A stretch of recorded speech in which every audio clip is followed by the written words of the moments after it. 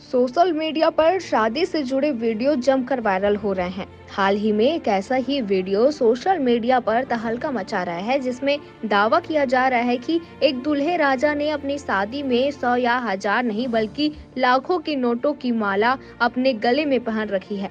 कहा जा रहा है कि इस दूल्हे ने पूरे 20 लाख रुपए के नोटों की माला पहनी थी और 5-5 सौ रुपए के नोटों से बनी ये अनोखी माला को देखने के लिए लोगों की भीड़ उमड़ पड़ी। देखें वीडियो।